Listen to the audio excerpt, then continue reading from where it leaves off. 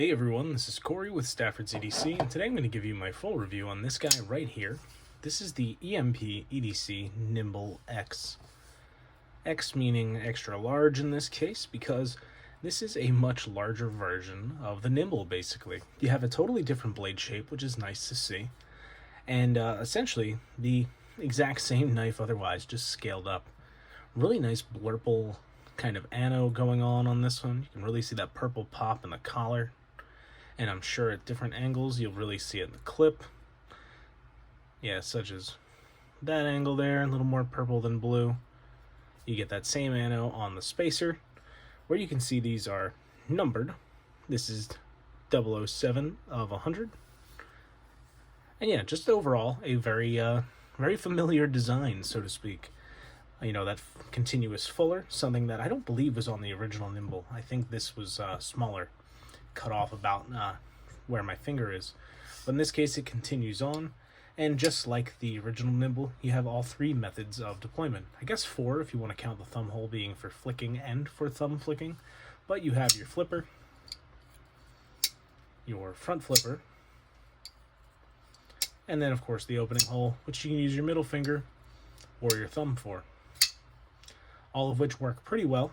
I will say that I had some issues using the flipper sometimes, mostly due to just touching the lock bar slightly. I think that was my issue, was I was just putting my middle finger on the lock bar a touch, because the detent's pretty light. Like, you can fail this fairly easily, but this flipper design makes it quite a stiff flipper. You can really hear that fires out with some authority. And it makes the front flipper pretty nice as well, just due to their low profile as compared to the pivot.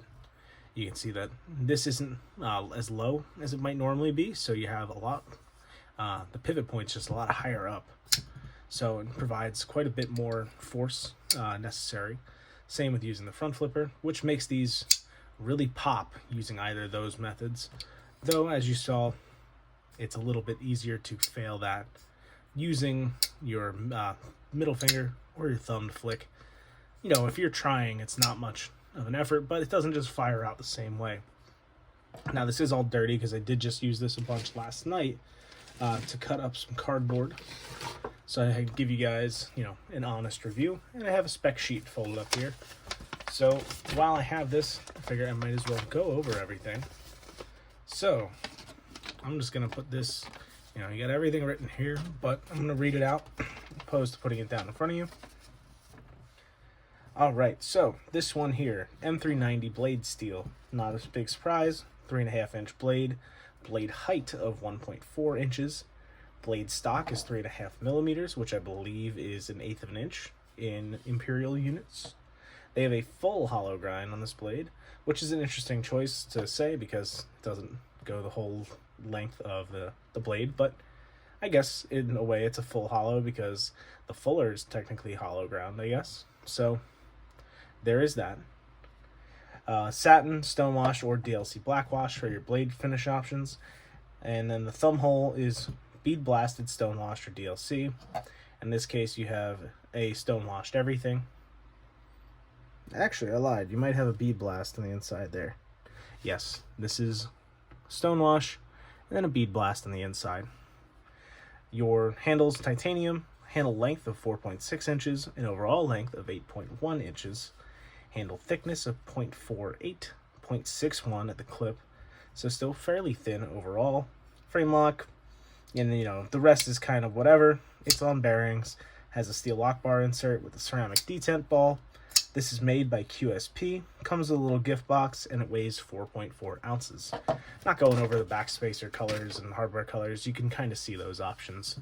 And, you know, they will match the blade finish, or they will have anodization. That's essentially what's being said there. So, to get into the actual usage of this knife, I actually really enjoyed this. The Nymble I found just small for me, and I wasn't a huge fan of it. But the Nymble X here, with this deep hollow grind and this super ergonomic, plenty of room on it handle, makes for an absolute cardboard destroyer. This is super thin behind the edge. I mean, you guys are gonna have a hard time seeing this, like always, but I always try and show this off, just how thin that gets. and it is paper thin at that edge. You know, it's not quite as thin as some of the hollow grinds I've seen, but this is really well done from QSP, and I'm shocked to see a hollow grind so deep coming from them. As I said, the anodization's good. The texturing on this makes for pretty comfortable grip here. I don't really get any hot spots necessarily. You know, this area right up here where the lock bar is might kind of bother you right on this bottom edge right there. Not that it's sharp, but it might just kind of get your like right in this area of your middle finger a little bit, but otherwise really not an issue. You know, ergos, like I said, solid. Cutting performance, fantastic with that deep hollow grind. Some little things that I didn't like, I already mentioned the D10 was maybe a touch light on this one. One other thing that I am not a massive fan of with this is, God, I'm losing my train of thought. I had something else in mind, and now I can't think of it. It'll come to me, don't worry. Centering is dead on this one. Hopefully you can see that. Like I said, light D10 I didn't like, and oh god, the jimping, that's what I was going to talk about. You know, I was just thinking it in my head a second ago when I was feeling it. It's just not very aggressive. You can see the step pattern here, but those edges are all knocked down, which I'm hoping this will focus.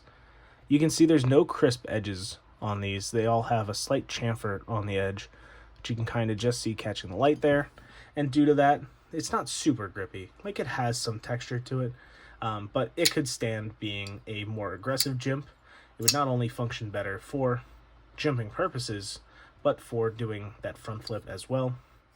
And additionally, you could texture this a little bit more. Some finer, tighter jimping that's more aggressive would make this flipper a lot easier to actuate, though it doesn't have much of an issue due to its positioning. Nevertheless, this is a good knife. EMP EDC is a company that the releases that I've checked out, which include the original Nymble, I handled that briefly, wasn't a huge fan. I got to check out the Nymble W, which you can see that video on the channel here. Wasn't a massive fan of that either. And then the Ronin most recently, which I really did not like. This is a bounce back for me. This is something that I wouldn't necessarily own one because I don't love this design, but the blade shape's great and the performance is absolutely excellent from this.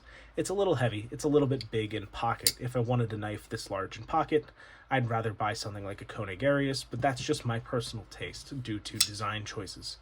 Ultimately, this is a great knife. It performs really well, and it's made of good materials. QSP knocked this out of the park, and I believe there's one other blade shape available for this as well, if I remember from the first time he posted these and from what I remember in the past about these.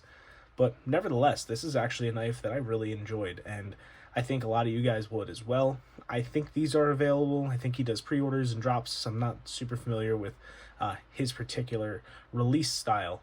But, you know, check out EMP EDC on Instagram. You can definitely get all the information you need about these there. And with that, that's where I'm going to leave you guys. Thanks so much for watching, and I hope you enjoy the rest of your day. Take care.